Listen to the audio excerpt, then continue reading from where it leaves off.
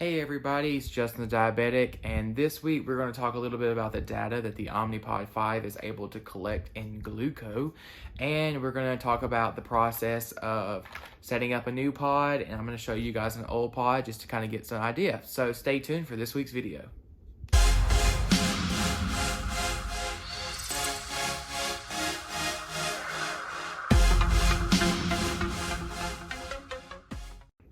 All right, like I said in the intro, I'm going to touch on Gluco, which is the diabetes data technology or software that Omnipod is using. It's spelled Gloooko. They do have an app for your mobile phone, and they do have the web-based version if you would like to get on a device. The web-based version does work on a tablet or an iPhone. In my case, I'm strictly Apple at home, so I have a MacBook, the iPad, and the iPhone, and I do use a Windows computer for work, and I have been on Gluco on it when I was getting started on the pump. So let's kind of dive in a little bit about the pod. So here I have an older pod. As you guys can see, it is relatively small. It is about this a little shorter than a vial of insulin. I really like the pod. I feel like they're smaller than they used to be, but Omnipod, as far as I know, hasn't said that they've lowered size. Please disregard this one. It is a little damaged. I was trying to pry it open. The older Omnipods, you could use a flathead or a butter knife or something and pop this white piece off and see the internal components, but they've made these quite durable. Hopefully you can see this, because this, I think it's like super glued. I couldn't get it off. But just to let you guys see, you hopefully can see this little blue cannula. So that is what sticks in the body. It is very flexible. It kind of moves around similar to, I'm trying to think of the best way to describe it. It is very flexible, similar to a very thin straw. You know, it's nothing too crazy. It's not sharp. It is bendable. So you have to be very careful with the pod on your body. You don't want to accidentally kink it like it is now. It is kinked because it's been sitting in my backpack for several weeks when I show my coworkers. So hopefully that's that for you. So let's kind of dive into Gluco a little bit, and then I have a new pod here. I will fill it up with insulin and kind of walk you guys through what the PDM asks for. You will not see it stuck to my body, so don't get excited for that. I do have to stick it on my thigh because I am going to the Hurricane Harbor in Dallas this weekend. So I do have my Dexcom on one leg, and then the Omnipod will be on the other to try to keep those protected with my swimsuits. A little disclaimer, I did record this video already once, but I didn't realize that I was using the forward-facing camera, which record opposite of the room from what I was trying to do. I have to use the rear-facing camera when I do these videos. I want to show you guys data so that way you can see it the way that I see it. So I'm glad I realized this before I tried to edit the video tomorrow to get it out for you guys on Friday. So I hope you guys enjoy that laugh. We're not all perfect. So as I log back into Gluco here on the iPad, the big things that I like, if you have an iPhone, I think this is an amazing feature for pump users. I do have the iPhone 12 Pro, and I also am carrying around the controller. This controller, guys, does not stay with me for most of my day. It stays on my desk in the office, in my bag at the office, or it stays on my kitchen counter at home. I've left it at home numerous times knowing that I wasn't going to eat. I haven't had any problems with the pump. It connects automatically once I return home. If I am going to eat, I do take it with me. So for most of your usage, it could be discreetly hidden and you never know that it's there. The pod and the Dexcom can also be hidden underneath your clothing, and you kind of feel like a normal person. Honestly, it still feels weird to me when I take a shower. Even earlier, as I was getting ready for bed, I realized that, I just get undressed and get in the shower. There's no disconnecting my pump. I've been disconnecting a Medtronic pump for 8 years before I get in the shower, swim, or do anything that involves water. So for the Omnipod and the Dexcom to still work and not have any issues, that just blows me away. But back to the Gluco app. If you download the Gluco app on your phone, you can allow the app to read data into Apple, or write data into Apple Health, and also read the data from Apple Health. So I have a smart scale at home. So one of the benefits that I've noticed so far is that when I weigh myself, the scale automatically sends my data to my phone, which then allows Gluco to take that data. So if you can see here on the iPad, on Thursday the 28th was the last time that I weighed, and I weighed in at 262.2. I'm very excited. I haven't weighed myself in the past few days, so I'm hoping that I'm in the 250s now, but I will keep you guys updated on that journey.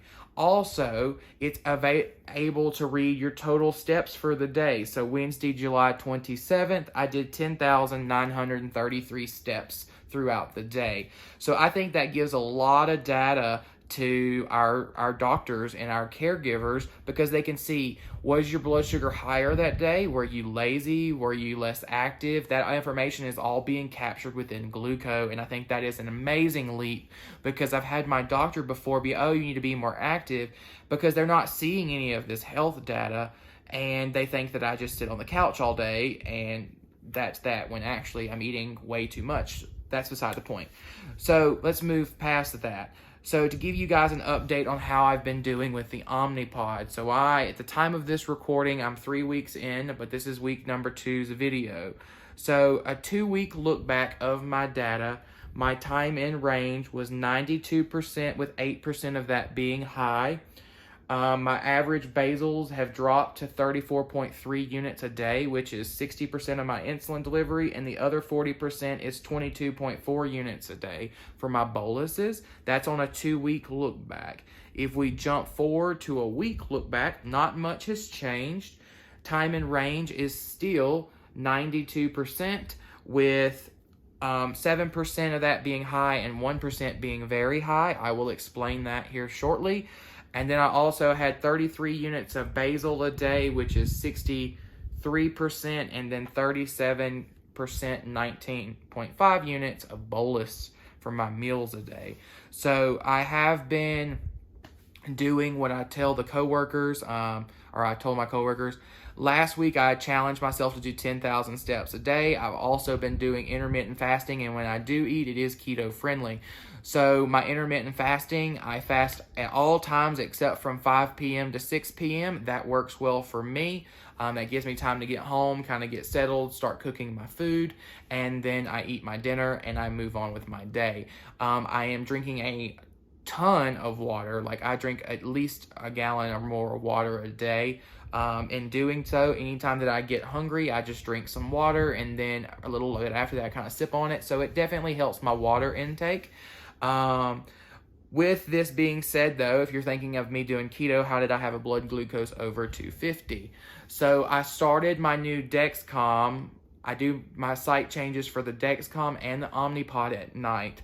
So my Omnipod actually should beep here shortly that the pod is going to expire. That's why I'm fixing to put this new one on.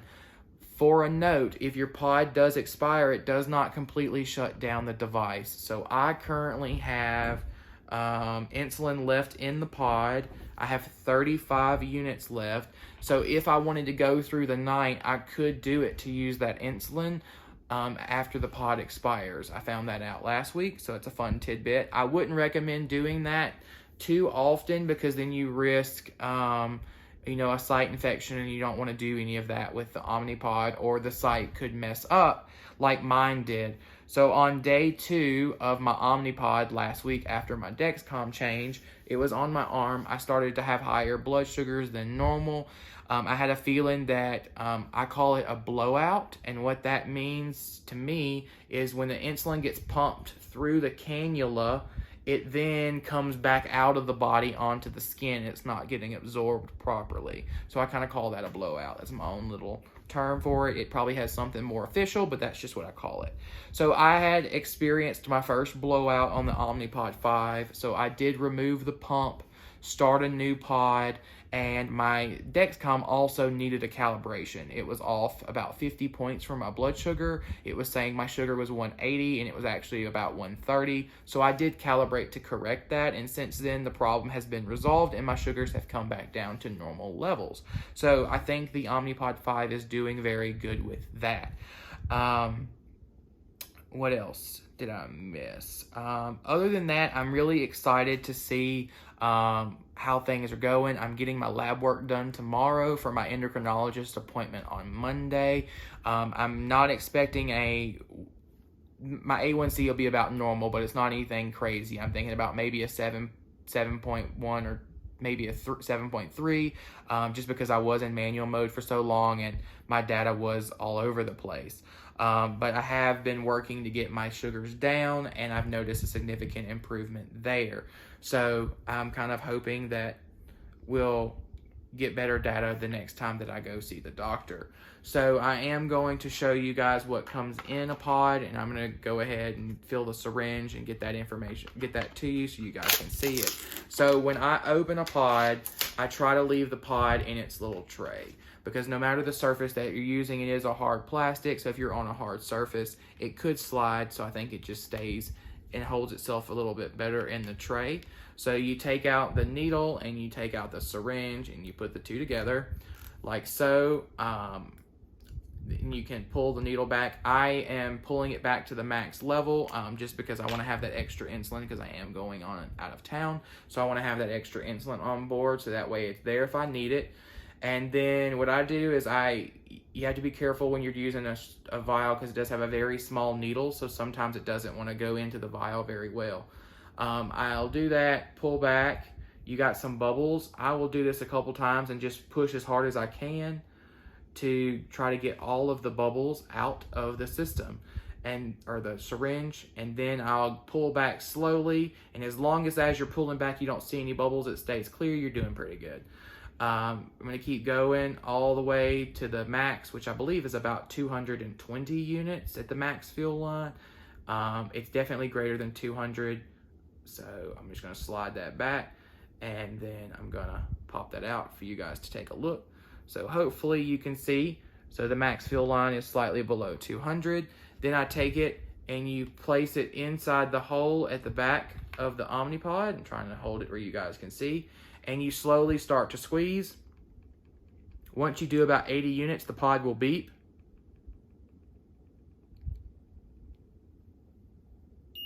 That means that we've passed the minimum amount of insulin needed. I'm going to continue to pump the rest of it in there. And then when I'm done, remove the needle. I place the cap on the needle, remove it. This goes in a sharps container, and then I can throw what's left of the syringe in the trash. So now that this pod has beeped, I'm going to deactivate my other pod, which you would want to deactivate your current pod before you do that, but I got carried away. So let me view pod details, and I'm going to click change pod, and it says deactivate pod.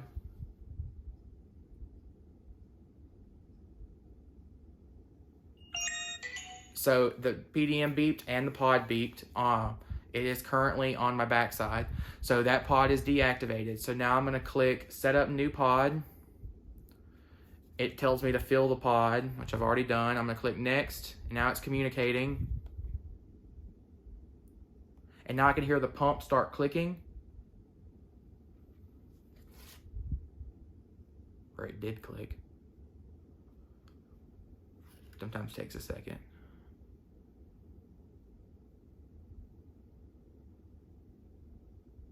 Okay, so now it has switched to priming pump. And you can hear the pump priming itself.